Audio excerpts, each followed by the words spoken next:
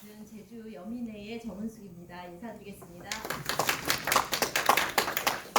예, 어제 그제 날씨가 굉장히 안 좋았는데 이거 마이크 좀 나오는 거 맞습니까? 예, 날씨가 안 좋았는데 오늘은 그나마 좀 푸근해져서 다행이고요. 이렇게 함께해 주셔서 감사드리고요. 특히 그 성산 주민분들께서 오늘 시위가 있어서 좀 이 자리에는 참석을 못 하셨습니다. 그래도 날씨가 푸근할 때 또 시위를 하신다고 하니까 마음이 조금 낫기는 합니다. 예, 오늘 토론회는 제주 제2공항 경제적인 타당성 연속 토론회를 저희가 2회를 구성을 했는데요. 그 중에 1회로 오늘 시작을 하겠습니다. 이 토론회의 2회로 구성된 이 토론회의 취지는 명확합니다. 제2공항은 경제적으로 타당한가? 그리고 제주 경제를 정말 잘 살릴 수 있는가? 이것이 이게 핵심인데요. 이것을 저희가 토론해 보기 위해서 이 토론회를 개최를 했습니다. 이 질문들을 사실과 분석을 기반으로 해서 검토해 보는 그런 자리가 되겠습니다. 그동안 제2공항의 논의는 환경성이나 안정성 그리고 입지 문제에 대한 공론장은 그동안 많이 열렸었습니다. 그런데 경제적인 타당성 분석은 충분히 검토되지가 않았습니다. 그래서 이런 토론회를 개최하게 됐고요. 그리고 또 최근에는 건설이나 또 부동산 경기가 많이 침체되어 있는데 제2공항이 지역경제 돌파구가 될 수 있다는 그런 주장들도 지역사회에서 계속 반복적으로 나오고 있습니다.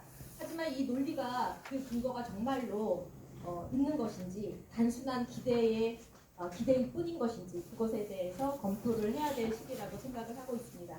오늘 토론회가 이 지점도 정확하게 좀 확인할 수 있는 그런 자리가 될 것이라고 생각을 합니다. 정부와 제주도가 제시한 경제성 분석의 구조를 저희가 잘 살펴보고요. 그리고 또 무엇이 누락되고 과장됐는지 그리고 제주가 어떤 경제적인 선택을 해야 하는지 오늘 이 자리에서 함께 이렇게 토론을 해보도록 하겠습니다. 인사 말씀 이 정도로 제가 드리고요. 전체 진행이 어떻게 될지 안내 말씀 잠깐 드릴게요. 전체 90분 정도, 그러니까 1시간 30분 정도 이렇게 진행을 할 거고요. 우리 발제를 해주실 분께서 20분, 그리고 지정 토론은 2분이 계신데 각 15분 정도씩 하고요. 그리고 플로어에서 질의응답을 20분 정도로 저희가 잡아서 1시간 반 정도의 시간으로 하겠습니다. 순서 시간이 될 때마다 제가 좀 말씀을 드리는 것으로 하고요. 그럼 오늘 함께 해주시는 발제자분 그리고 토론자분 소개해 드리겠습니다. 먼저 발제자이신 김상철 공공교통네트워크 정책센터장님 소개해 드리겠습니다. 김센터장님 방금 도착해 주셨는데요. 국토교통 정책과 공항, 철도 이런 대규모 SOC 사업의 타당성 분석을 깊이 오랫동안 연구해 오셨고요. 그리고 또 나라살림연구소에서 정책연구위원으로 정부 예산 분석도 오랫동안 해오신 전문가이십니다. 그리고 이어서 두 분의 토론자 너무 잘 아시는 분이라 다른 소개는 안 하고 첫 번째 토론자 박찬식 제주 제2공항 저지 비상도민회의 공동집행위원장님 소개해드립니다. 네. 그리고 두 번째 토론자이신 홍명환 전 제주도 의원님 소개해드립니다. 네. 그러면 이제 토론을 좀 시작해봐도 되겠죠? 예. 그럼 그럴까요? 김상준 선생님 30분 드리면 충분하시겠습니까? 네. 예. 그러면 발표 시간 30분으로 해서 발제 부탁드리겠습니다.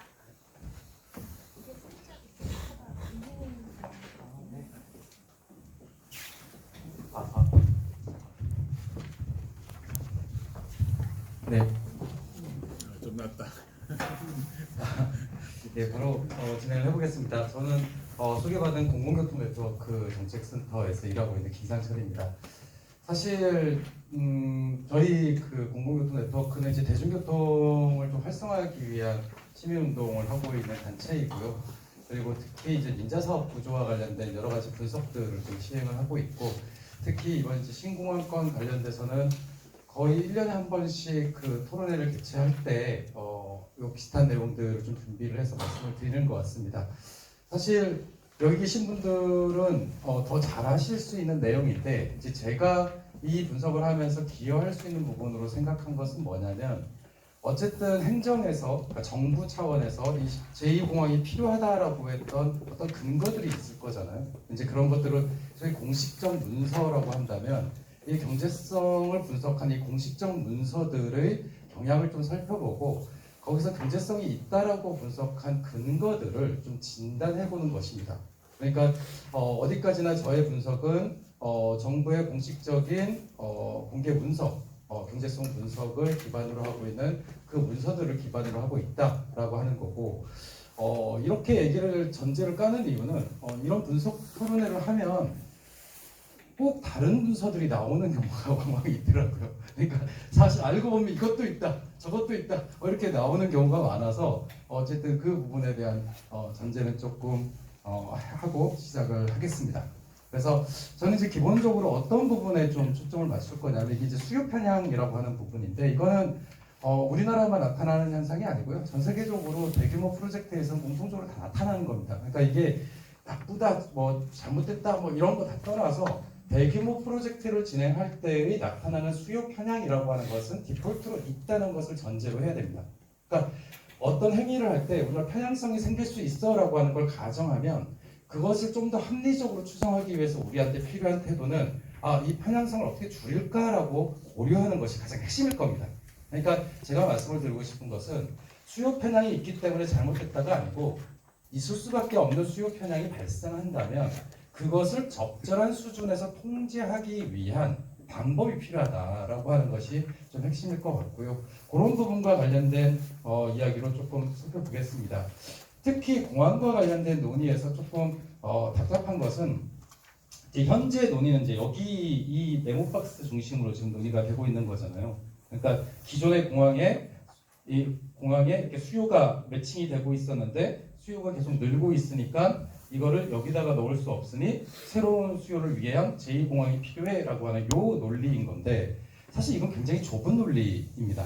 왜냐하면 이 수요라고 하는 것이 무한정으로 가능한 것도 아니고요. 왜냐하면 이거는 사람이라고 하는 물리적 실체가 이동을 해야 되는 것이거든요. 이 사람들의 생각도 되게 중요한 겁니다.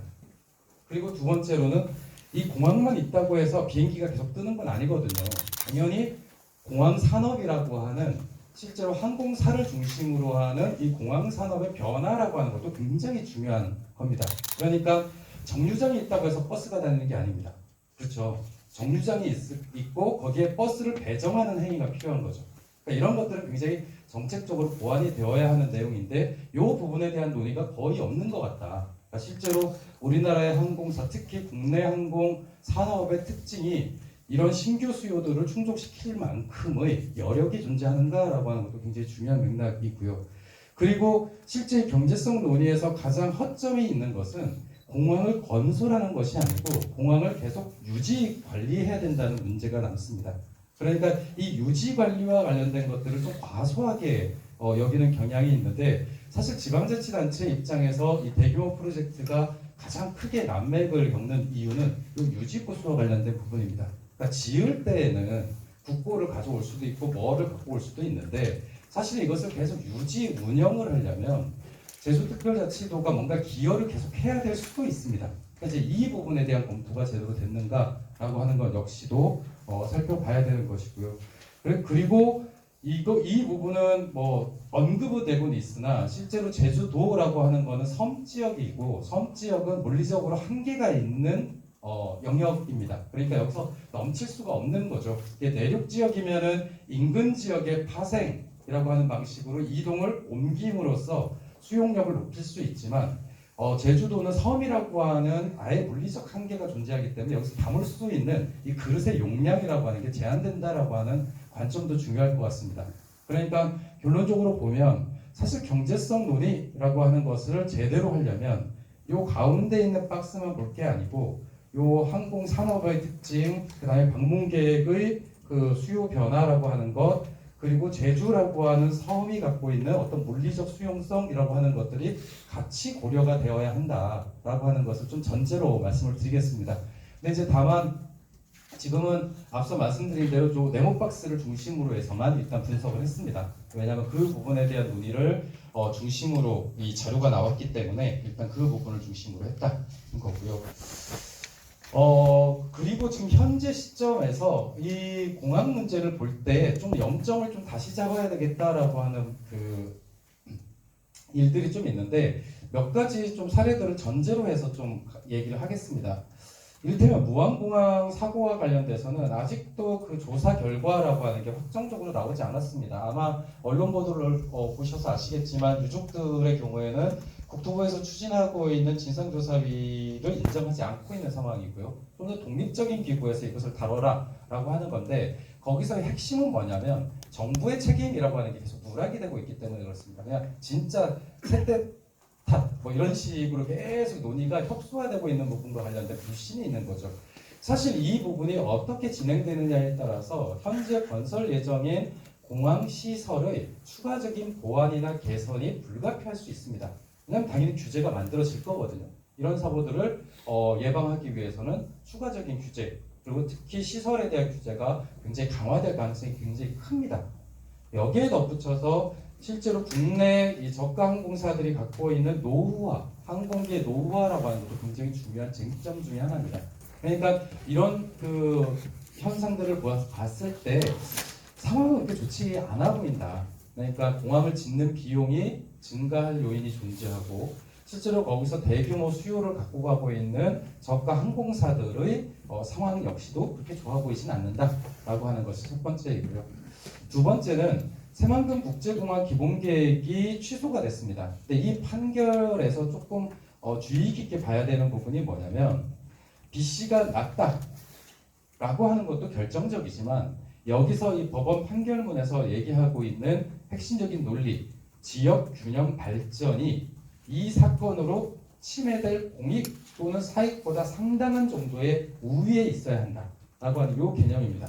그러니까 지역 발전이라고 하는 것을 부정하는 게 아니고요.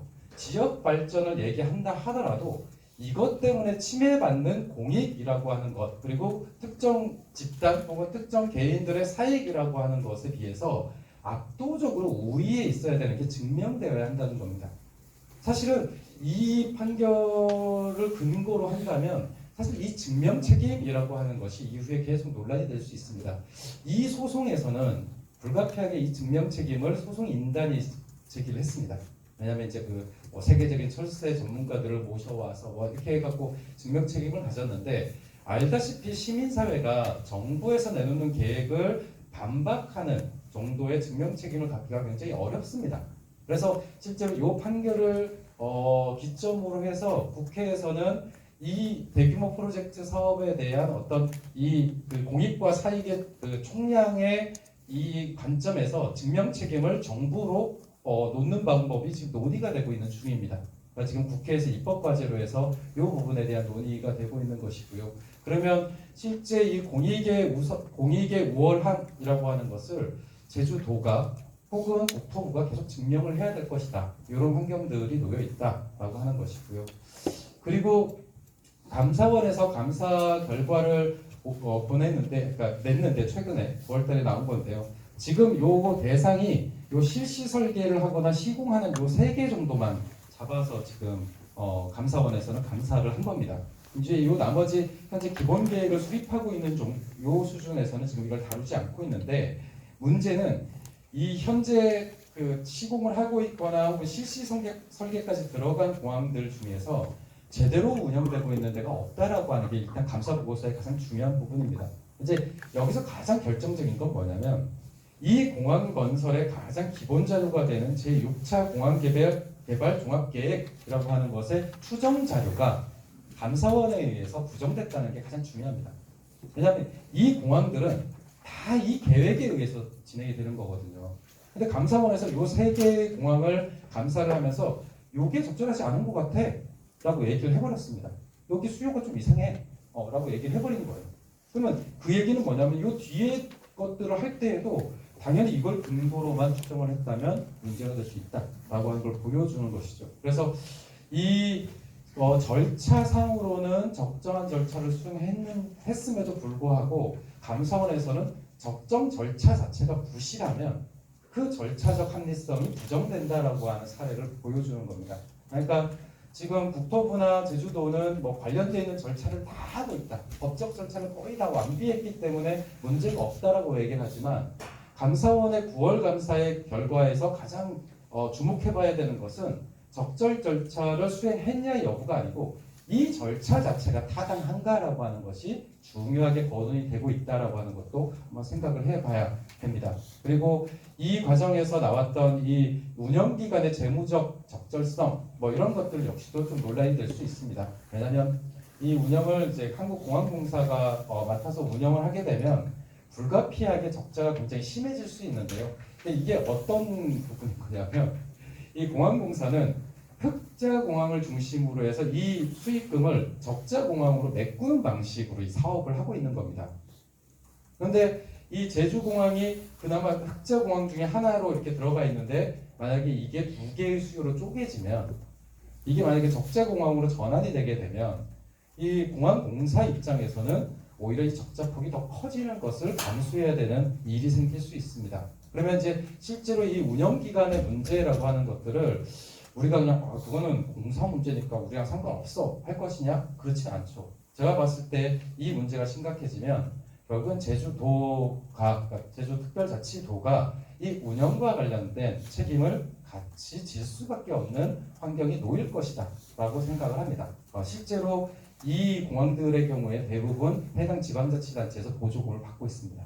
그러니까 그런 걸 봤을 때 지금은 흑자니까 그렇지만 적자로 돌아서게 되면 문제가 생길 것 없다는 거고 그 얘기가 나왔죠. 이미 그 11월 달에 대통령실에서 지방공항이 지방정부 책임상을 전제로 추진될 수 있도록 운영 방식에 대한 개선을 해라 라고 하는 방식의 이미 제안이 나왔고요. 아마 이렇게 진행이 될 겁니다. 그러니까 제주도청 입장에서는 단순히 이게 건설 이렇게만 지금 설득할 문제가 아니고요. 지속적인 운영 관리라고 하는 부분에 대한 고민을 같이 해야 되는 시점이라고 볼 수 있습니다. 그런데 이후에 살펴보겠지만 그런 부분에 대한 것들은 좀 지금까지 나온 자료로는 잘 보이지 않습니다. 그리고 요거는 이제 그 11월 달에 있었던 신공항 토론회에서 나왔던 이제 내용인데요. 요거는 되게 간단한 내용입니다. 그 예측했던 대로 수요가 나오느냐라고 하는 걸 보여주는 건데 실제로 예측했던 대로 6차 항공 발전 계획상에 2025년 기준으로 해서 실적이 실제 나오느냐라고 하는 걸 보여주는 건데 나오지 않는다라고 하는 사례입니다. 그러니까 이게 뭐냐면 제 6차 그 항공 발전 계획상의 수요를 근거로 해서 만들었던 공항의 그 수요들이 실제로 시간이 흘러서 2024년이 되니까 과거에 만들었던 계획의 목표치를 달성하지 못하더라라고 하는 것을 보여주는 것이죠. 그래서 이런 것들이 현재 나와 있고 편익이 계속 바뀌고 있다라고 하는 건 이제 뒤에 좀 살펴보겠습니다. 그리고 이 부분도 아마 토론에서 다뤄질 것 같으니까 넘어가겠습니다. 앞서서 간단하게 말씀을 드린 거지만 공항의 처리 능력은 이용자 수 개념으로 보는 게 아니고 항공기 수로 봐야 합니다. 왜냐하면 사람들이 날라서 오는 게 아니거든요. 다 비행기를 타고 온단 말이죠. 그럼 비행기는 국가에서 운영하는 거냐? 아니죠. 이건 다 민간 항공사가 서비스를 제공하는 겁니다. 그러면 지금 현재 국내에 있는, 그러니까 국내 취항하고 있는 항공사들이 실제 공항이 새로 만들어졌을 때 여기에 추가 배정을 할 수 있는 항공기의 여력이 있는지가 굉장히 중요합니다. 근데 결론적으로 말씀을 드리면 없습니다. 대부분 다 어떤 방식으로 가게 되냐면 기존에 배정했던 항공기를 빼서 여기다 넣는 방식입니다. 그러니까 우리나라 항공사들이 기본적으로 그 항공편을 배정하는 방식은 뭐냐면 총량 자체가 있습니다. 왜냐하면 총량이 있을 수밖에 없죠. 갖고 있는 항공기 대수가 정해져 있으니까 총량은 정해져 있습니다. 그러면 이거를 어떤 공항을 기점으로 해서 목표지로 해서 배정을 할 거냐라고 하는 것을 매년 수립하고 그것을 국토부에게 승인을 받는 방식으로 이렇게 합니다. 그래서 보통 하계, 동계 이렇게 두 차례 이런 그 항공 계획이라고 하는 것, 그러니까 편성 계획이라고 하는 것을 수립하게 되는데요. 제가 봤을 땐 최대치까지 지금 가고 있는 것 같습니다. 그러니까 2025년 동계 계획이 제주의 주 1,500회 요 정도인데 실제로 이게 2019년 기준으로 놓고 보더라도 횟수가 많은 거죠. 근데 이건 뭐냐면 현재 제주에 취항하고 있는 항공사 입장에서 놓고 보면 더 넣을 수 있는데 공항이 비좁아서 못 넣은 걸까요? 그렇지 않습니다. 최대한 다 우겨 넣은 형태가 되는 것이죠. 그러면 우리가 만약에 제2공항을 만들었을 때 여기 그 보고서에서 가정하고 있는 수요가 순증한다는 것을 증명하려면 실제로 현재 항공사들 중에서 우리가 신공항만 있으면 항공편을 더 늘릴게요. 혹은 항공기를 더 사서라도 늘릴게요 라고 하는 항공사가 확인이 되어야 합니다. 그런데 아시겠지만 아시아나도 망해갖고 대한항공이랑 합해졌단 말이죠. 그러니까 항공산업은 그렇게 만만치가 않습니다. 그리고 지금 신규 항공기를 구입하고 있는 데가 거의 TWA 하나 정도 밖에 없는데 여기 같은 경우도 장기적 개념으로 투자를 하는 거고 대부분 동남아시아 노선들을 집중적으로 개발하고 있는 중입니다. 그러니까 그런 부분들을 봤을 때 실제로 이 편성이 그렇게 늘어날 거냐라고 하는 거는 고민해볼 부분인 거고요. 그게 이제 이 자료를 통해서 확인할 수 있는 내용입니다. 그리고 실제 2018년, 19년에서 24년까지 이 공항별로 실제 그 항공기의 전체 취향 현황을 이렇게 살펴보면 이 공항별로 나눠먹기에 가깝다라고 하는 것을 그냥 확인하실 수 있습니다. 그러니까 거의 총량 같은데 이 공항별로 어떻게 주고받고 해갖고 이렇게 바뀌는 것을 살펴보실 수 있습니다. 그러니까 이 얘기는 뭐냐면 항공사의 총 편성 여력 자체가 늘지는 않았다라고 하는 사실이 굉장히 중요하다는 거고요. 그러면 이거를 다시 이 앞부분의 논리, 이 공항공사의 논리로 놓고 보면은 여기에 있는 수요를 빼서 일로 넣는다고 해보죠. 그럼 여기 적자가 더 심해지겠네요. 그렇죠? 그러면 이 공항공사 입장에서는 어떤 방식으로 운영하는 것이 가장 합리적일까요? 이 적자 공항에도 적정 편성수를 유지하는 게 가장 합리적인 선택입니다. 적자가 난다 하더라도 여기에는 적정 편성수를 넣어줘야 공항을 유지할 수 있는 명분이 생기거든요. 안 그러면 공항공사가 이 공항을 폐쇄해요? 그렇지 않을 거죠. 그러니까 만약에 가정으로 현재의 편성량이 이 공항의 기능을 최소한으로 유지하기 위한 최소 편성이라고 하는 걸 가정한다면 아마 제주 제2공항으로 추가 편성할 수 있는 여력은 이 공항공사 입장에서도 만들기 되게 어려울 것이다. 그러니까 실제 이런 부분들의 문제들을 좀 더 진지하게 고민을 해야 되는 거 아니냐라고 하는 거고요.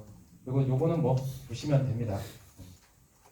이것도 보시면 되고요. 이거는 한국교통연구원에서 항공산업 생태계 분석했는데 실제로 이 추정치로 놓고 보면 약간 이제 낮게 나타나는 게 실측치입니다. 요 밑에 그 실측, 여기에 낙관, 중립, 비관이거든요. 근데 약간 비관에 가깝게 지금 실측이 나오고 있는 중이죠. 그러니까 지금 이 수요와 관련돼서 실측치를 보면 중립과 비관의 요 사이 정도로 보는 것이 좀 더 낫다라고 하는 것을 보여줍니다. 그럼 이제 경제성 분석과 관련된 부분을 볼 건데요. 첫 번째는 실제 육찰 계획상의 여객 수와 그 다음에 실제 여객 수의 차이가 난다는 거는 넘어가고요. 그 다음에 항공 통계를 측면에서 이 2023년 기본 계획을 바탕으로 하는 수요 조사를 놓고 보면 실제 국토부에서도 좀 신경 썼던 것 같아요. 왜냐하면 사전 타당성 검토에서 이 수요가 워낙 뻥튀기가 많이 됐다. 그러니까 너무 과다하게 잡혔다라고 하는 게 있어서 이걸 예비 타당성 조사 과정에서 이걸 줄입니다. 그러니까 이제 수요량 자체의 조정이 일어나는데 그 조정의 비중이 한 35% 정도가 줄어드는 방식으로 이렇게 나타납니다. 그러니까 이거는 적은 숫자가 아닙니다. 35 계획 추정을 했는데 추정치의 35% 정도가 오류가 났다라고 하는 거는요. 이건 그냥 단순한 오류가 아닙니다. 이거는 사실 의도가 있는 숫자로 봐야 됩니다. 왜냐하면 이 교통량 추정이라고 하는 게 방법론이 복잡하지 않아요. 그러니까 실제로 이 항공과 관련된 교통 수요의 가장 기본적인 방법은 뭐냐면요. 사람들한테 물어보는 의사 방식입니다. 만약에 제2공항이 만들어지면 그걸 이용하시겠습니까? 이게 의사를 물어봐서 그 의사를 갖고 새롭게 만들어질 수 있는 수요로 배정하는 겁니다. 그러니까 이 수요 예측에 있어서의 가장 핵심적인 교통 배정 방식, 특히 응답 방식, 그러니까 선호 응답 방식으로 추정하는 방식으로는 이렇게 오류가 나올 수가 없다. 근데 이렇게 오류가 많이 나왔다는 거는 기존의 사전 타당성 검토에서의 수요 예측이 굉장히 의도된 숫자로 만들어졌을 가능성이 있다라고 하는 걸 보여주는 거고요. 그리고 그 이후에 예비 타당성 조사에서 약간 현재화했다고는 하지만 실제로 그 항공 통계상의 실측과 그다음에 저기에서 나오는 예상치와 비교를 해보면 저 예비 타당성 조사에서의 수요 역시도 좀 더 과장되어 보인다라고 하는 것이 핵심입니다. 그러니까 이 얘기는 뭐냐면 실측치가 우리는 이미 2024년까지의 실측치가 있거든요. 그러니까 이게 계획 갖고 얘기할 게 아니고 이미 실측치를 근거로 해서 매년 이걸 수정해야 됩니다. 근데 그렇게 하지 않죠. 그러니까 이게 사실이 있는데 사실을 전제로 하지 않고 과거의 모델을 기반으로 하는 그 수요를 계속 얘기하는 것은 조금 말도 안 되는 사기에 가깝습니다. 그러니까 이걸 계속 보정을 해줘야 되는 거죠. 그리고 두 번째로는 실제 이걸 추계를 할 때 쓰는 방법론이 뭐냐면 이 GRDP 성장률이라고 하는 것을 기존으로 삼습니다. 근데 이것을 왜 이 GRDP를 전제로 하느냐라고 하면은요, 이게 경제 수입이 늘어나면 제주도에 갈 가능성이 높아진다라고 하는 게 여기 가정이 깔려 있습니다. 그러니까 제주도 바깥에 사는 사람들이 제주도로 이렇게 오잖아요. 그런데 어떤 조건이 가장 핵심적인 변수냐라고 했을 때 지금 이 경제성 분석 보고서에서의 가장 핵심적인 가정은 뭐냐면 사람들의 벌이가 좋아지면 제주도를 많이 갈 것이다 라고 하는 가정입니다. 그러니까 그래서 그 경제 성장이라고 하는 것을 기본으로 해서 요 비중이요 굉장히 중요한 숫자입니다. 왜냐하면 요거에 따라서 제주도 방문의 총 인원수 자체가 결정이 되는 방식인데 어쨌든 여기서는 이걸 또 현실화한다라고 해서 이렇게 조정을 해놨고 여기 2019년 이후부터는 이 예비 타당성의 이 내용들을 쭉 맞춰서 갔습니다.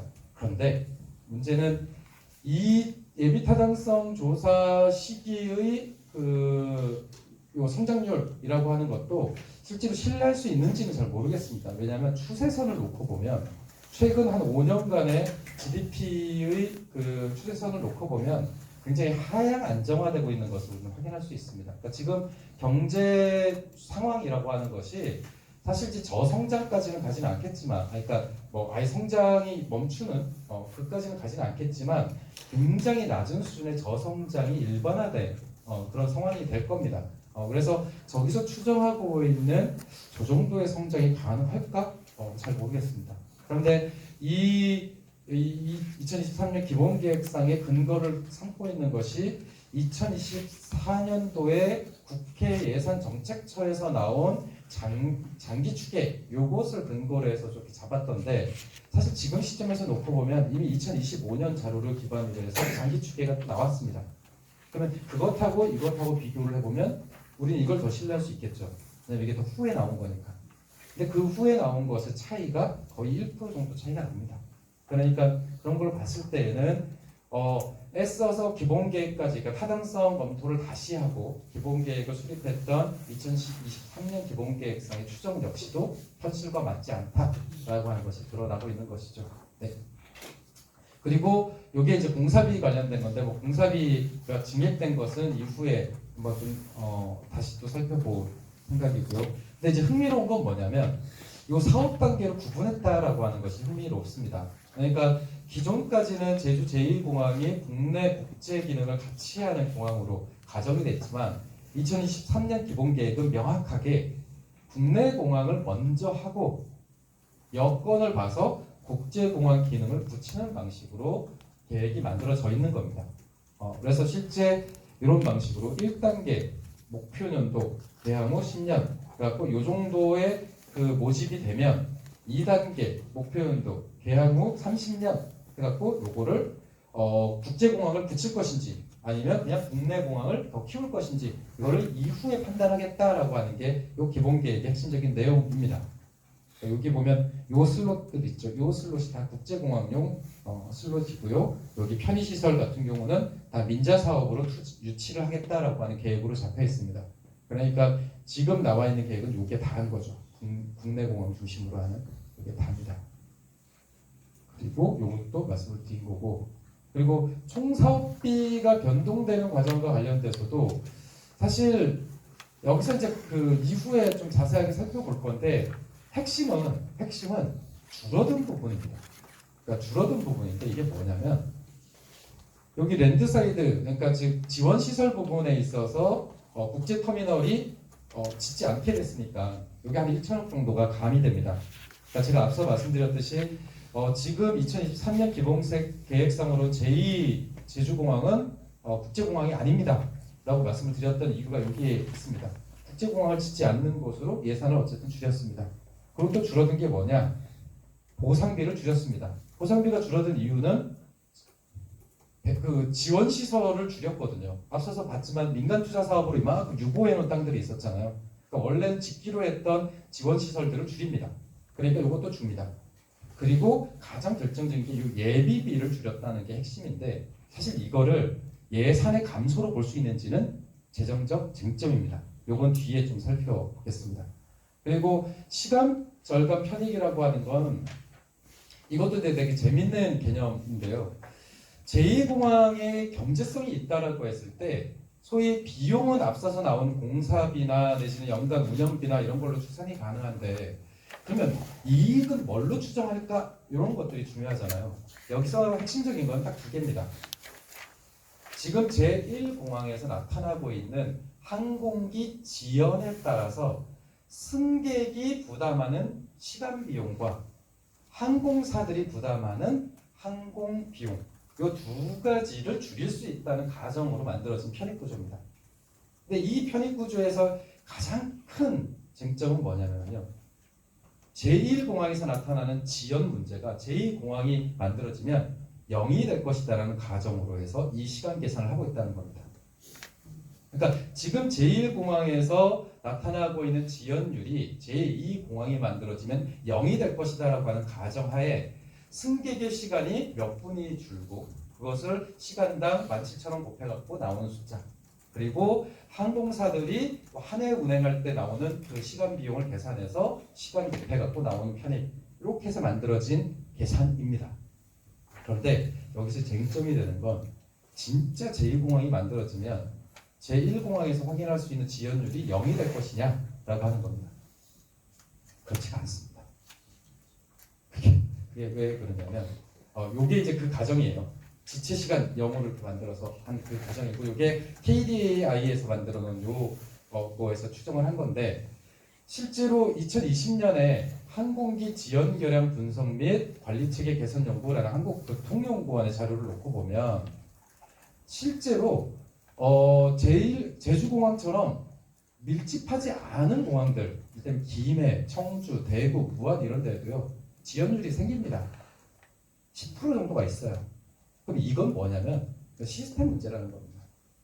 그러니까 공항에 여유가 있다고 해서 지연율이 안 생기는 게 아니고요. 항공기가 떴다가 내려가는 과정에서는 이거는 시스템이에요. 관제의 문제가 있을 수도 있고요. 그다음에 이 항공사의 특징이 있을 수도 있고요. 항공사별로 그것을 그 랜딩하는 데 필요한 그 자재들이 잘 안 붙어서 생기는 우발적인 게 있을 수도 있고요.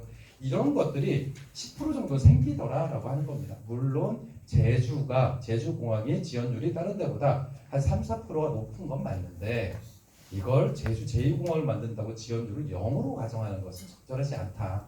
그 얘기는 뭐냐면 요 앞에서 추정했던 탑승객 지체 절감 편익과 그 다음에 항공기 운항 비용 절감 편익을 소위 0으로 가정한 것은 오류죠. 이건 저는 명백한 오류라고 생각합니다. 이것을 반박하려면 김해, 청주, 대구, 무안공항이 지연율이 0이어야 합니다. 근데 그렇지 않다는 거죠. 그러니까 이 가정은 잘못됐다라고 하는 거고 두 번째는 도로 편익이 있습니다. 근데 이 도로 편익이라고 하는 것도 한번 생각해 보시면 이 도로 편익이라고 하는 것이 발생되는 이유는 뭐냐면요. 2차선이 있는데 차가 막혀요. 근데 차선 하나를 늘려요. 속도가 좀 더 빨라져요. 5km 정도가 빨라져요. 그럼 이 5km 빨리 가는 것 때문에 내가 아끼는 시간이 있죠. 그 시간을 경제적으로 계산하는 게 이 도로 편익입니다. 그런데 공항으로 들어가는 이 도로는 신설도로예요. 오로지 공항으로만 가는 목적성 도로입니다. 도대체 편익이 어디에 생기는 거죠? 그러니까 말씀드렸듯이 도로 편익은 상대적 편익이라니까요. 기존에 막혔던 것이 조금 더 속도가 나는 방식으로 계산을 하는 게 편익인 건데 도대체 없는 도로를 특히 공항으로만 들어가는 이 신설도로를 진입도로를 만드는 것이 도대체 뭐와 상대적으로 편익이 생기냐는 겁니다. 그래서 이게 말이 안 돼요. 이걸 편익으로 넣는 것 자체가 일종의 가상의 편익 개념이 되는 겁니다. 그래서 제가 봤을 때는 뭐지? 왜 안 다니는 그 자동차 수요를 만드는 거 오히려 부편익을 같이 고려해야 되는 거 아닌가? 혹은 여기에 이 도로를 만들었기 때문에 기존 공항으로 들어가는 그 정체가 완화되는 것을 이렇게 갖고 온 건가? 이렇게 생각을 해봤는데 그런 발상이 아닙니다. 그럼 이제 기존 제주공항으로 들어가는 도로가 엄청 정체가 된다라고 하는 경험적 증거가 필요한 건데 사실 그런 것들이 보고서엔 보이지 않습니다. 그러니까 도로에 따른 편익 역시도 가상적인 거다라고 하는 거고요. 그리고 경제적 파급 효과와 관련된 부분도 말씀을 드리고 싶은 게 대부분 이 경제적 파급 효과에서 나온 요 공항시설, 비주택 건축, 도로시설에서 이 공사비 항목으로 되어 있는 이 총 투자 금액은 다 계획상으로 놓고 보면 불과 6년 내에 소진되는 투자 비용입니다. 그러니까 이 재무적 타당성을 근거로 할 때의 요 지역 경제에 영향을 미치는 요 편익 역시도 다 단기적으로 나타나는 편익에 가끔 불과한 것이고요. 대부분 그러면 어디서 나와야 되냐면 요 유지 관리라고 하는 요 정도의 투자 금액에서 지속적으로 지역에 미치는 편익들이 계산이 되어야 합니다. 그런데 그런 내용이 없습니다. 그러니까 이런 게 문제이고요. 이 쟁점을 놓고 보면 이 수요 문제가 좀 걸리는데 이게 이제 제가 뭘 비교한 거냐면 이게 2019년 자료하고 2023년 자료에 요 비용이 달라진 거는 앞서서 얘기를 했으니까 요 비용을 그러니까 요 유지 관리비라고 하는 것을 좀 비교를 한 건데요. 이렇게 비교를 해보시면 아시겠지만 실제로 요 유지 관리비가 그렇죠. 이렇게 늘었죠. 이렇게 나타납니다. 그래서 실제 이렇게 놓고 보면 3년 정도의 시간이 조정이 됐죠. 그러니까 2023년하고 지금 이건 2020년 기준으로 이렇게 돼 있으니까 그러면 이거를 잘라서 이걸 2020년으로 가정해갖고 이렇게 붙이면 실제로 이게 전체적인 비용들이 다 늘어난 것을 볼 수 있습니다. 그러니까 만약에 3년 정도의 시간이 흘렀는데 이 정도의 유지 운영비까지 다 이렇게 올랐으면 만약에 공사 기간이 6년이잖아요. 그럼 6년이 흘렀다고 가정해보고 다시 이 밑에 있는 표를 붙인다고 생각을 해보죠. 얼마나 늘어날까요? 그러니까 불과 3년 만에 이렇게 변했다라고 하는 것, 이 사실만으로도 이후에 공사가 완료되면 이 공항을 유지하기 위한 비용은 멈춰 있을 거냐라고 하는 질문인 거죠. 아니죠. 이거 쉽게 추정을 해볼 수 있잖아요. 그러니까 이런 부분이 있고요. 그 다음에 편익 측면과 관련돼서도 앞서 얘기를 드린 거니까 이건 넘어가겠습니다. 근데 솔직히 앞서 말씀드린 말이 좀 안 됩니다. 말이 좀 안 되고요.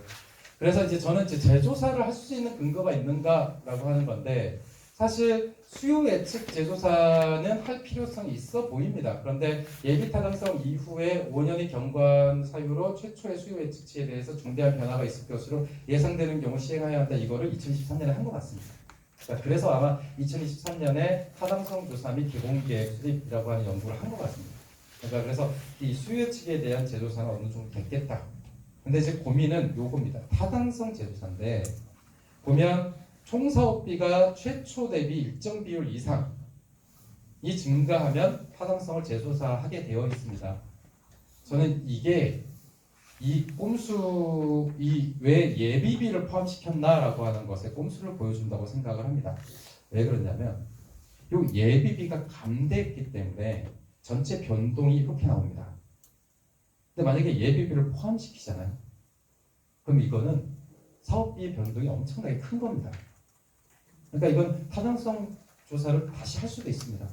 근데 이 예비비라고 하는 걸 뺐기 때문에 이걸 감되었다라고 하는 걸 가정했기 때문에 이만큼이거든요. 근데 생각해 보십시오. 예비비라고 하는 것은 불가피하게 들어가는 돈으로 일반적인 공사 사업에 있어서 무조건 10% 정도를 잡아놓는 돈입니다. 근데 이걸 없앴단 말이에요. 그럼 질문을 해보죠. 그럼 이후에 예비비가 안 필요하겠네요. 여기 공사해보신 분들은 아시겠지만 그럴 일은 없습니다. 없습니다. 예비비를 만드는 이유가 있는 거죠. 근데 억지로 예비비를 0으로 만들어 놓고 변동 액수를 이렇게 조정한 것 자체가 제가 봤을 때는 타당성 재조사를 좀 피하기 위한, 즉 이 액수를 낮춰 만들기 위한 꼼수 아니냐라고 하는 생각이 있습니다. 왜냐하면 실제로 사업비 변동이라고 하는 것은 들어갈 돈, 그러니까 즉 공사비, 보상비 이런 것들에 대한 것이지 예비비는 재무적 회계에 불과한 거잖아요. 그냥 잡아놓는 돈인 겁니다. 안 쓰면 다행이고, 근데 일반적으로 쓰니까 편성해 놓는 그런 돈인 거거든요. 근데 이것을 줄인 게 과연 사업비의 절감이라고 볼 수 있냐? 전 아닌 것 같습니다. 이거는 회계적 항목인 거고, 요거는 사업비에 해당되는 내용이 아닌가? 이런 부분이 있고요. 그리고 요 부분 역시도, 그러니까 저는 이제 지역사회 갈등이 계속 불필요하게 나타나고 있는데 이런 것들을 다 맞춰줄 수 있다고 생각을 해요. 뭐 이를테면 뭐 시간당 몇 회 이런 건데, 얘 지금 그 슬롯에 항공기를 계속 꽂는다고 뜨고 내릴 수 있는 게 아닌데 계속 이제 이런 얘기들이 나오고 있다는 것도 문제인 것 같고요. 요게 그 전 세계에서 메가 프로젝트 연구를 가장 오래 한 사람이 있습니다. 벤트 플리베리크라고 하는 요 사람인데요. 요 사람이 영국의 국토부의 보고서를 하나 냅니다. 그 보고서의 취지는 뭐였냐면, 왜 메가 프로젝트는 계속 실패하지? 근데 그걸 할 때 중앙정부의 관료들은 어떤 것을 기준으로 해서 이 메가 프로젝트를 관리해야 할까라고 하는 일종의 지침을 만들어서 주는 용역을 합니다. 거기에 언급되는 내용이 이겁니다. 예산은 초과하고요, 시간은 초과하고요, 이거에 따라서 편익은 낮아집니다. 그리고 시간이 길어지면 이게 계속 반복됩니다. 모든 메가 프로젝트는 이런 속성을 갖고 있기 때문에 사업에 대한 관리를 할 때 어떤 원칙을 정해야 되냐면요, 빨리 착공하는 것이 중요한 게 아니고요, 앞부분에 할 수 있는 준비를 최대한 해놓고 착공에서부터 건설 기간을 최대한 짧게 만드는 게 메가 프로젝트의 성공 방식인 겁니다. 근데 이 앞부분을 탄탄하게 하지 못하잖아요. 그럼 착공 이후의 시간이 계속 길어집니다. 그때부터 돈이 눈덩이처럼 돌아가는 거거든요. 그러니까 지금 공항과 관련된 논의가 바로 이렇게 되고 있는 거 아닌가. 일단 삽 꽂아놓고 얘기해보자. 이런 식으로 하다가는 실제로 이게 엄청난 눈덩이가 될 수 있다. 라고 하는 것을 마지막으로 발제를 마치겠습니다. 감사합니다.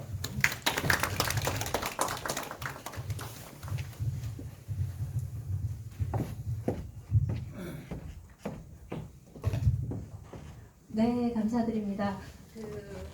원래 30분으로 말씀을 드렸는데 다 아시다시피 내용이 너무 많기도 하고요. 그리고 제가 이렇게 돌아보니까 아주 집중해서 잘 듣고 계셔가지고 시간에 35분 정도 5분을 조금 더 넘겨서 사용을 했습니다. 그러면 이제 자리 준비되는 대로 토론을 시작을 하겠습니다.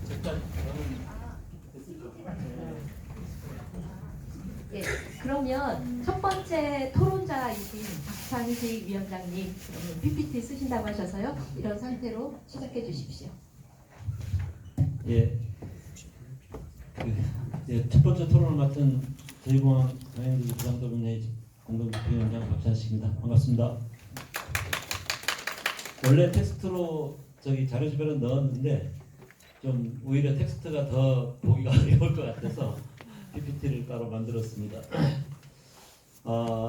저는 주로 이제 수요 예측과 관련된 문제를 오늘 집중적으로 제기를 하려고 합니다. 저는 원래 이 숫자 같은 거 굉장히 싫어하는데, 근데 숫자 얘기하지 않고 얘기하면 근거 없이 주장만 한다는 식으로 자꾸 얘기를 하니까 좀 오늘은 철저하게 숫자 중심으로 한번 해보도록 하겠습니다. 한마디로 이제 수요 예측이라는 게 지금 우리가 여기서 따지는 경제적 타당성에 대해 제 전제입니다. 그러니까 공항이 얼마나 필요하냐, 확충을 얼마나 해야 되느냐라는 확충 규모의 전제이기도 하고 이게 과연 어떤 경제적 효과를 가져올 것이냐에 대한 그런 전제이기도 하죠. 그리고 제2공항 건설을 해야 된다는 가장 핵심적인 명분도 이 수요 예측에서부터 출발한 거 아니겠습니까? 그죠? 그런데 실제로 수요는 아시다시피 2016년을 변곡점으로 해서 더 이상 증가하지 않고 있고 부분 일정한 수준에서 감소해 있는 상태입니다. 그래서 전체적으로 어떤 정체기에 성숙기 내지 정체기에 접어들었다라고 우리가 봐야 될 것 같고요. 그래서 오늘 제 발제는 이 기본 계획의 수요 예측, 아까 23년 수요 예측은 그래도 조정된 거라고 아까 말씀을 하셨지만 그 수요 예측조차도 얼마나 엉터리로 부풀려졌는지 그리고 실제로 거기서 가장 핵심적인 변수가 빠져 있는데 바로 저출생 고령화 문제입니다. 이것을 대입했을 때 수요가 어떻게 변할 것인지를 말씀드리려고 합니다. 우선 첫 번째로는 아까 보았듯이 그 수요 예측이 끊임없이 이제 축소됩니다. 처음에 제2공항 건설 방침을 결정할 당시의 수요 예측이 연간 4,557만 명이었는데 마지막 기본 계획에서는 3,970만 정도로 해서 약 587만 명 정도의 차이가 발생하고 있습니다.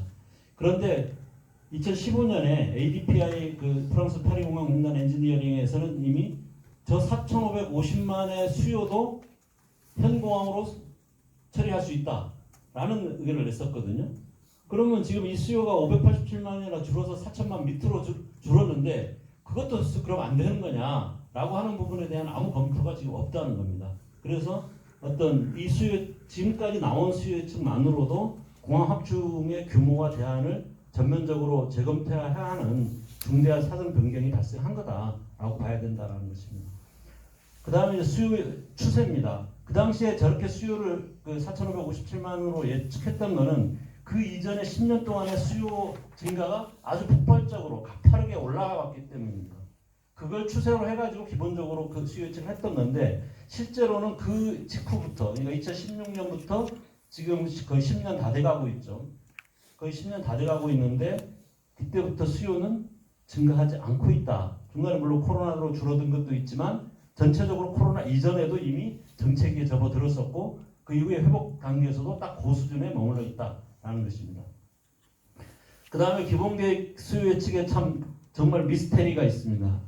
아주 단순한 미스테리인데 이게 그래프가 뭐냐면 그 수요 예측에서 5년 단위로 얼마나 증가할 거냐라는 거거든요. 근데 앞에서 2025년부터 2050년까지는 오히려 증가폭이 줄어듭니다. 조금씩 줄어드는데 갑자기 2050년에서 2055년 사이에 증가폭이 확 늘어납니다. 그러니까 갑자기 뒤에 이제 앞에서는 한 90만, 많을 때 100만 명 정도 5년에 한 100만 명 정도 늘어난다고 예측했다가 갑자기 2055년으로 넘어갈 때는 140만이 늘어난다고 하거든요. 이거는 정상적인 어떤 통계에서는 나올 수 없는 수치입니다. 그래서 이거는 뭔가 인위적인 개입을 어떤 보정 요소를 개입한 거 아니냐라고 볼 수밖에 없고 그 이유는 제가 볼 때는 결국은 4천만 밑으로 떨어져 버리면 제2공항을 수출할 명분이 너무 약해지니까 그 4천만을 유지하기 위해서 억지로 한 게 아니냐라는 추측을 할 수밖에 없는 그런 문제죠.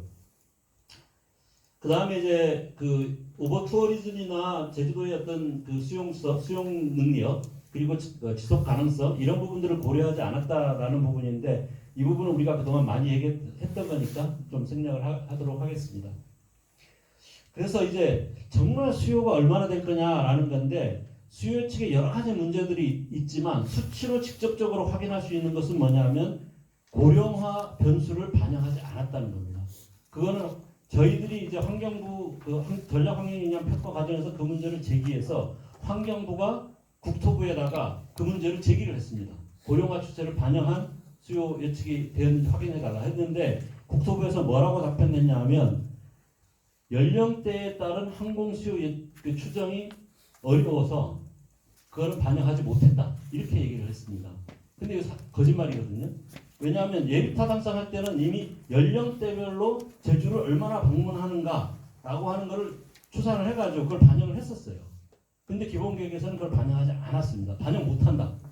그럼 자기들이 얼마나 능력이 없다라는 걸 보여주는 건데 그게 말이 안 되는 게 사실은 국토부가 자료를 입수하려면 굉장히 쉽거든요. 그냥 우리 항공권 끊을 때 전부 다 주민등록번호 내잖아요. 그러면 그 승객들의 나이가 나이에 따른 통계를 다 할 수 있어요. 10대 몇 명, 20대 몇 명, 30대 몇 명. 이 통계만 딱 가지고 보면 10대는 얼마나 오는구나, 20대는 얼마나 오는구나, 30대는 얼마나 오는구나 이렇게 다 알 수 있거든요. 근데 그 수치가 그 통계가 없어요. 그래서 저희들도 이걸 고민을 하다가 우리가 확보할 수 있는 자료로 이걸 만들어 봤어요. 찾아봤어요. 그게 뭐냐면 2021년부터는 핸드폰, 이 모바일 뭡니까? 이걸로 빅데이터 분석을 통해서 제주도에 몇 명이 머물고 있는가가 달별로 쭉 나옵니다. 근데 그거는 이제 연인원으로 나오죠. 그러니까 이틀 있는 사람은 2명으로 나오고 3일 있는 사람은 3명으로 나오거든요. 그렇게 해서 연인원이 나옵니다. 근데 그 연령별로 나와요. 연령대별로. 그 다음에 또 하나의 통계는 그 통계는 아니지만 또 다른 관광공사 통계에서는 뭐가 나오냐면 연령대별로 제주도에 왔을 때 평균 체류일 수가 얼마인가가 나옵니다. 그래서 그 연령대별로 연인원을 평균 체류일 수로 나눠버리면 그 연령대별로 제주도에 몇 명이 오는가가 확인이 되는 겁니다. 추산을 할 수 있는 거죠. 그래서 저희들이 추산을 해봤어요. 그랬더니 이제 지금 10대, 20대, 30대, 40대 이렇게 쭉 이제 연령대별로 나오잖아요. 근데 예를 들어 그 나이대에 우리나라 인구가 얼마다. 그럼 방문객은 얼마다. 그러면 방문 비율이 나오잖아요. 그 10대는 몇 프로가 제주도로 온다. 20대는 몇 프로가 제주도로 온다. 이게 확인이 됩니다. 그래서 확인을 해보니까 10대는 49%가 와요. 이게 2022년부터 24년까지 평균입니다. 이게 왜냐하면 이 데이터가 2021년부터 나와요. 이 빅데이터 분석이. 근데 21년은 코로나 시기여서 전체적으로 방문 비율이 확 떨어졌던 때입니다. 그래서 22년부터 24년까지 평균치를 구해보니까 10대 49%, 20대 39%, 30대 36%, 40대 30% 이 정도로 나와요. 생각보다 사람들 굉장히 많이 오는 거 같죠, 그죠? 실제로 많이 오는 거죠. 물론 이거는 숫자 그대로 온 게 아니라 어떤 사람은 3번 온 사람도 있고 4번 온 사람도 있고 하니까 어쨌든 그 인구 비례의 퍼센트죠. 근데 60대로 내려가면 14% 정도로 떨어지고 70대로 가면 10% 정도로 떨어져요. 그러니까 연령에 따라서 제주도를 얼마나 오느냐가 굉장히 차이가 크다는 겁니다. 그래서 그래서 이거를 이제 그래프로 그려보면 이렇게 차이가 납니다. 10대부터 70대까지, 70대 이상까지 제주도를 얼마나 오는가라는 비율이 이렇게 차이가 나는 거고요. 근데 이제 앞으로 그럼 우리나라 인구는 어떻게 되느냐? 우리나라 인구는 앞에 이 밑에가 10대부터입니다. 밑에가 10대 이하부터 밑에 붙고 위에가 이제 70대 이상인데 지금 2024년의 비율이 왼쪽이고 2070년의 비율이 오른쪽입니다. 오른쪽에 가면 70대 이상이 40%가 돼요. 이런 식으로 이제 비율이 크게 변하는 거죠. 이 비율이 의미하는 거는 뭐냐면 전체 인구도 줄어듭니다. 전체 인구가 2070년까지는 이제 지금 5,175만에서 3,700만 정도로 줄어들고 근데 10대에서 50대, 가장 핵심층은 10대에서 40대까지인데 50대까지도 어쨌든 25% 정도 오니까 꽤 높다고 보면은 이 10대에서 50대까지의 핵심 수요층이 인구가 급감한다 이겁니다. 그러면서 70대 이상은 확 늘어난다 이렇게 되는 겁니다. 그러면 이렇게 해서 아까 퍼센트를 가지고 계산을 쭉 해봤어요. 그러니까 10대, 20대, 심지어 한 60대까지도 내국인 방문객 수가 계속 줍니다. 왜냐면 인구가 줄고 인구가 줄기 때문에 계속 줄어듭니다. 늘어나는 거는 70대 이상밖에 없어요. 근데 전체 양으로 전체 숫자로 따지면 앞에 숫자가 줄어드는 게 훨씬 크기 때문에 전체적으로 감소할 수밖에 없는 거죠.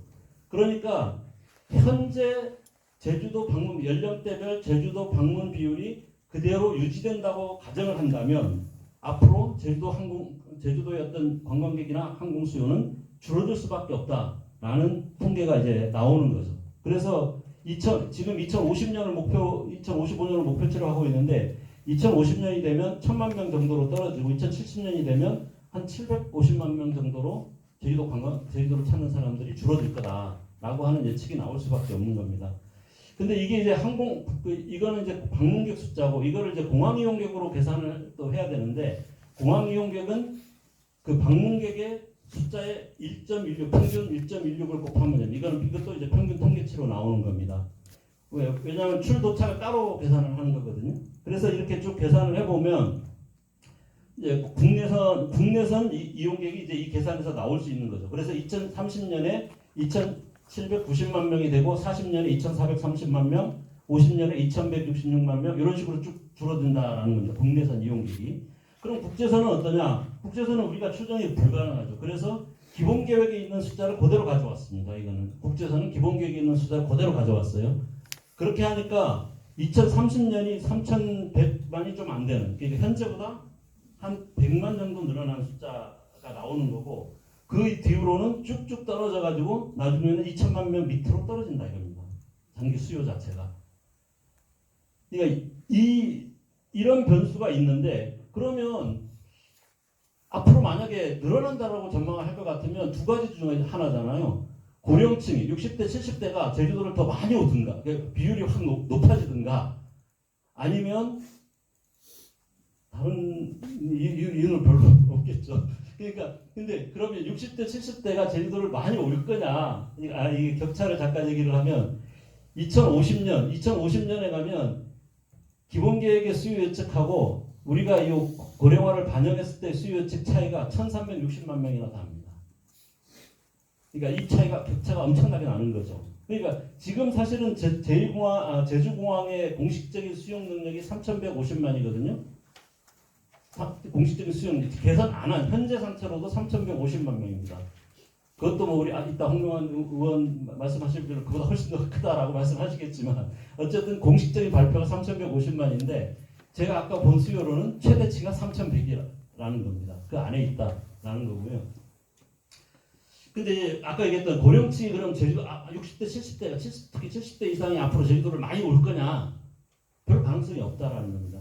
물론 건강 상태가 좋아져서 이동성은 더 나아질 수도 있어요. 그 점에서는 늘어날 수 있는 여지가 어느 정도는 있다라고 볼 수 있는데 근데 여기 아까 70대 이상이라고 하는 인구 중에서 사실은 80대, 90대 이상이 더 많은 거예요.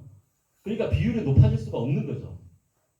그 다음에 또 하나는 지금 미래의 노년층이 현재 60, 70대보다 경제 사정이 나을 거냐? 별로 그렇게 보이지 않습니다. 지금 60, 70대보다 지금의 20, 30대가 자산도 별로 축적을 못하고 있고 국민연금이나 이런 것도 오히려 떨어질 가능성이 더 많은 상황이거든요. 그럼 경제적으로 여유가 더 있는 것도 아니다라는 겁니다. 그리고 또 하나 더 중요한 요소일 수도 있는데 그거는 뭐냐면 이 그때의 노년층, 지금의 청장년층은 이미 젊었을 때 제주도를 많이 와본 사람들이라는 겁니다. 과거에는 제주도를 거의 안 와봐서 그렇게 해서 그런 분들이 많았는데 이제는 많이 와봤어요. 그럼 이분들이 재방문을 계속 할 거냐라는 거죠. 그거는 결국 제주도가 그런 정도의 매력을 유지할 거냐라는 오히려 거기에 많이 달려 있는 게 아니냐라고 보여지고요. 나머지 아까 경제 성장률 전망은 아까 이제 발제하시는 분이 말씀을 드렸고 항공요금도 저가 항공사의 지금 출혈 경쟁이 계속할 수는 없을 거다라는 것도 있을 거고 그래서 유일하게 남은 거는 외국인 관광객이 확 늘어나는 건데 사실 이거는 국토부에서도 그렇게 보고 있지 않다라는 겁니다. 그러면 아까 얘기했던 연령대별 그 방문율이 거의 유지되고 늘어날 가능성도 별로 없고 그러면 수요는 장기적으로 상당 수준 감소할 수밖에 없는 거다. 이 수요가 이렇게 감소해버리면 경제성이 어디서 나올 거냐라는 얘기를 할 수밖에 없는 것이죠. 예, 이상입니다. 잘 들었고요. 그러면 이어서 곧바로 두 번째 토론을 시작하도록 하겠습니다. 홍명환 의원님. 토론자로 참석한 홍명환입니다. 그 앞에 두 분이 이제 발제 한 분이고 토론자가 두 분으로 저는 알았었는데 보니까 발제자가 두 분이시고 단독 토론자가 되는 건 아닌가 하는 생각이 듭니다.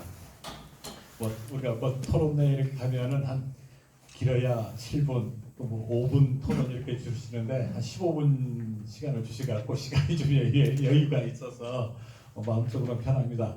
저 개인적으로는 지금 제1공항 갈등의 특기를 이제 2022년인가에 저도 이제 기억이 가물가물한데 사실 도민의 뜻이 확인이 됐었던 사항이고 진작에 이게 보면은 정리가 됐어야 될 이 제2공항 갈등이 지금 10년 차입니다. 참 가슴 또 답답하고 또 10년 전 그 머리 감으셨던 분들이 지금 보니까 머리가 하얗게 되신 분도 많고 그러는데 참 안타깝습니다. 빨리 이게 사실 논리로 된 공항이라기보다는 과학적인 논리보다는 약간 정치적 논리가 많이 작동한 공항이 의사결정이 아니었냐 이런 생각이 드는데 좋은 어떤 해결책이 되었으면 합니다. 앞에 우리 김상철 발제자께서 발제해 주신 내용이 저도 상당 부분 동감하는데 특히 시간 절감 편익이라는 것은 지금 허구다 이런 생각이 저도 동감하고요. 이게 특히 이제 발제자께서 말씀 안 하셨습니다만 항공기의 지연이 가장 많이 발생하는 게 우리가 공항에 들어오면 맨날 듣는 얘기지 않습니까? 항공기 연결편이 연결편상 원활하지 않아. 뭐 이게 사실 이게 따른 지연이죠. 사실 이게 공항의 구조나 뭐 시설이 문제 뭐 이런 것도 가끔 일기나 이런 거는 있습니다만은 항공기의 연결 국제선으로 갔다 국내선으로 갔다 우리 무한 공항의 제주 항공이 그 이제 뭡니까 그 사고 하루 이틀 전에 그 뭐 어디입니까 지금 뭐 필리핀 일본 뭐 중국 돌고 그 틈새에 또 국내선 뛰고 이게 참 혹사할 정도로 뛰는데 이렇게 항공기가 연결을 하니까 아주 이런 문제들을 우리가 지금 간과하고 그래왔는데 오늘 발제자께서 좋은 말씀해 주셨고 그 다음에 그 접근교통의 통행 편익 시간적으로 편익이다 얘기하시는데 이것도 사실 허구라는 말씀인데 상당히 중요한 지적이라고 봅니다. 특히 이제 제주공항에 지금 한 35편 다니던 항공기의 50%가 지금 제2공항으로 빠지지 않습니까? 그러면은 이제 제주시에 다녔던 제주시를 중심으로 해서 움직였던 분들은 이제 어떻게 보면 시간이 편익이 아니라 시간이 비용이 증가되는 거죠. 이제 성산까지 1시간 동안 이동을 해야 되기 때문에 물론 동부 쪽에 있는 분들은 뭐 시간이 절감되는 게 있고 서부는 늘어나는 게 있어서 쌤쌤이고 제주시 동지역을 중심으로 해서 접근성을 봤을 때는 사회적 육상 비용이 저는 늘어난다. 아주 이 부분은 아예 언급을 지금 안 하고 있습니다만은 이 부분도 중요한 문제라고 봅니다. 그 다음에 우리 박찬식 집행위원장께서 아주 메가토급의 오늘 발표를 해주셨는데 상당히 중요한 문제라고 봅니다. 우리가 거의 수요가 지금 2050년도에 2,480만 정도로 좀 예측을 해주셨는데 지금도 3,000만인데 이제 항공 수요가 늘어나는 게 아니라 지금 앞으로 계속 줄어든다는데 그러면 공항을 도대체 왜 짓는 겁니까? 이거 근본적인 문제가 지금 이게 봉착하는 문제가 아닌가. 물론 이러한 연구나 데이터 제공이 아직 신뢰성 있는 연구들이 아직 안 돼서 그런데 우리가 사실 지금 우리의 저출생 고령화 문제는 사실 국가적인 문제이고 저희들 60년대 70년대 초반세까지는 한 해에 100만 명 가까이 태어났다가 요즘 이제 20만 조금 넘지 않습니까? 그러면 5분의 1로 줄어드는데 그리고 이제 386이 486 되고 586 되고 686 되고 가장 당군 일에 가장 인구가 많은 집단이 베이비붐 세대인데 55년생부터 75년생 사이에 이 인구가 결국 고령화로 갈 수밖에 없는데 이분들이 제주에 오는 방문율이 10%대라면은 우리가 제주공항이 원래 90% 이상이 다 내국인 이용 항공 아니겠습니까? 상당히 중요한 말씀이고 제2공항을 한다는 게 과연 애초에 근본적인 문제가 있지 않냐라는 중요한 어떤 그 토론자신데 저는 거의 발제자급의 중요한 말씀이셨다 이렇게 생각합니다. 제가 조금 말씀드리고 싶은 거는 이러한 어떤 부풀려진 수요, 그 다음에 제2공항이 만들어졌다고 하더라도 민간 항공사가 제2공항 성산 지역에 과연 가겠는가? 제주시에 다니던 40편 시간당 40편까지 이제 다니던 비행기 중에 절반이 지금 성산으로 배정을 한다 하더라도 사람들이 이용을 안 하고 제주시 중심으로 해서 이용을 한다면은 과연 항공사들은 어떻게 할까? 항공사들은 결국 수요를 따를 수밖에 없습니까? 여기가 공산주의 국가도 아니고 저 성산으로 공항 다녀 압박은 좀 할 수 있겠지만은 결국은 수요에 따라서 하기 때문에 제2공항에 대한 어떤 수요는 생기기 힘들 것이고 결국은 제1공항 위주로 민간 항공사들은 움직일 수밖에 없지 않겠는가. 이게 엄연한 현실인데 이게 무슨 우리가 박정희 개발 독재 시대를 지내서 그런지 아니면은 북한을 너무 북서부가 추종해서 그런지 연구자들이 추종해서 그런지 마치 이게 무슨 사회주의 국가에서나 될 법한 어떤 발상과 계획을 지금 하고 있는 게 아닌가. 결코 민간 수요를 이길 수 있는 어떤 계획은 있을 수 없다. 결론적으로 따진다 보면은 이게 제2공항 계획은 완전히 상상과 망상이 아닌가 하는 참 안타까운 생각이 듭니다.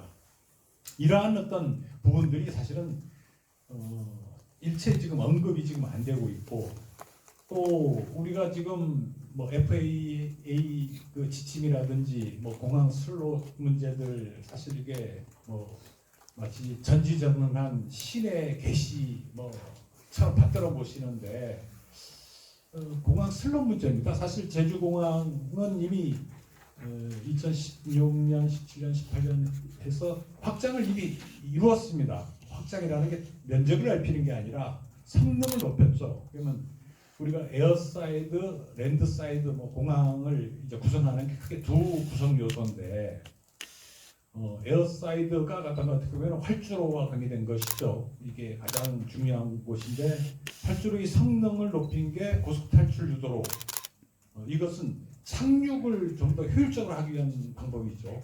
고속 탈출 유도로 비행기가 착륙을 해서 빨리 활주로를 벗어나도록 고속 탈출 유도를 만들었습니다. 그래서 지금 착륙에서 활주로의 점유 시간, 활주로에는 절대 비행기가 두 대에 있어서는 안 됩니다. 착륙 비행기가 있든지 이륙 비행기가 있어야 되는데 이게 활주로 점유 시간이고 그러면 착륙 시간을 고속 탈출 유도를 통해서 보통 큰 비행기는 1분도 걸리던데 지금 대부분 비행기가 지금 50초대 꼬리가 활주로를 벗어나는 순간 이게 지금 50초대에 지금 있는 걸 봅니다. 그 다음 747이나 이런 대형 비행기 지금 단종됐지 않습니까? 왜냐하면 항공기의 성능이 좋아져서 대부분이 C급 이제 중소형기가 지금 대부분이어서 빠르게 움직이거든요. 그래서 착륙 시간은 대부분 60초 이내, 1분 이내로 지금 돼 있는데 문제는 이제 이륙에서의 문제입니다. 이륙 시간을 줄이기 위해서 우리가 기술적으로 만들어 놓은 게 대기구역이라는 곳이죠. 대기구역을 만들었습니다. 양쪽, 동쪽, 서쪽 다 만들었는데 그럼 대기구역을 만들었으면은 이륙 시간이 줄어들어야지 않습니까? 그런데 우리가 이륙 시간이 활주로 점유 시간이 지금 130초 정도 된 걸로 지금 대부분 발표를 하고 있습니다.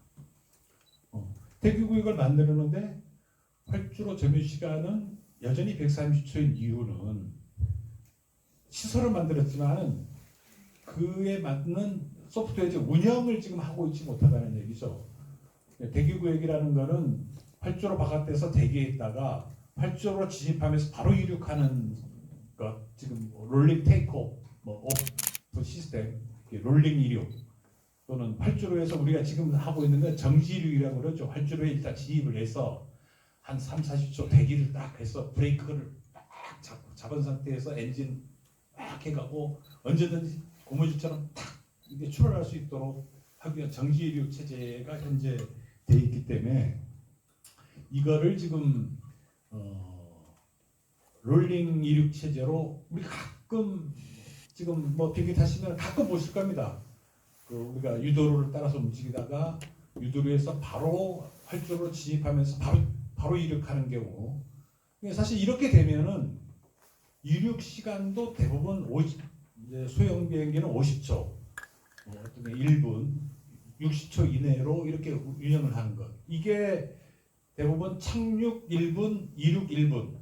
슬롯이 이렇게 되면은 결국은 60분이기 때문에 이론적으로는 시간당 60회가 가능한 게 된 겁니다. 이게 결국 지금 영국의 아까 게트웨이 공항이라든지 여기에 지금 제가 예를 드렸는데 지금 게트웨이 공항 같은 경우 이러한 체제로 해서 시간당 55회를 지금 하고 있고 항공기 이용객도 지금 24년도에 4,300만 명을 돌파를 했더라고요. 그런데 뭐 우리가 이제 2050년에 2,400만으로 뭐 수위가 줄어드는 제주공항이 우리가 뭐 4천만 명 걱정할 때일 거라는 생각도 좀 듭니다만은 어쨌거나 여유 있게 생각하더라도 우리가 항공기가 좀 지금 현재 활주로의 슬롯은 지금 40회라고 그러는데 관제 때문에 지금 35회로 제한되어 있는데 현재 무한대는 아니지만은 저는 뭐 한 40에서 46회 정도면은 뭐 지금 기본 계획상에 잡혀 있는 그 항공 수요를 해결할 수 있는데 제주공항의 지금 롤링 이륙 체계, 이륙하는 시스템만 바꿔도 현재의 제주공항에 지금 현재 뭐 3천만 명, 또는 뭐 3,500만, 4천만 명 정도의 수요는 충분히 해결할 수 있지 않을까. 단지 이제 지금 관제탑 새로 짓고 있습니다만 관제 문제라든지 뭐 터미널 이 병목 현상을 일으키고 있는 보안 거세대, 그 다음에 수화물 처리 뭐 이런 데에서 좀 빡빡한데 이런 부분만 사소하게 소소한 비용을 들여서 개선하면은 아주 적은 비용으로서 최소의 비용으로 최대 효과를 내는 것이 바로 경제성이라고 보거든. 경제적 타당성. 우리 여기 문성효 시장님 모셨습니다만은 우리 기재부에서나 모두 검토하는 게 최소의 비용으로 최대 효과를 낼 수 있는 게 과연 무엇인가. 저는 제주공항을 충분히 이러한 개선을 함으로써 하는 게 어떻게 보면 가장 경제적인 방법이 아닌가. 뭐 우리가 10년 갈등하면서 제공항 할 필요 없이 현재 제주공항의 기본적인 에어사이드는 돼 있다. 그러면 나머지 랜드사이드, 터미널이라든지 뭐 주기장이라든지 뭐 보안검색대라든지 뭐 좀 터미널이 좀 적으면은 뭐 외국 국제선 정도만 조금 이제 저 5일장 정도 조금 한다거나 아니면 JDC 면세점을 좀 빼서 외부로 좀 빼서 그 공간을 좀 터미널로 좀 친구들이 편하게 이용할 수 있는 뭐 이런 방법들이 충분히 있는데 왜 이렇게 우리가 참 이게 10년간 이게 싸우면서 암담하는지 참 안타깝습니다. 저 개인적인 생각은 이렇습니다. 할 말은 많은데 뭐 사회자님께서 빨리 끝내라고 그래서 이상 마치도록 하겠습니다. 네, 고맙습니다. 그러니까 너무 옆에서 그윽한 눈빛으로 바라봤나 봅니다.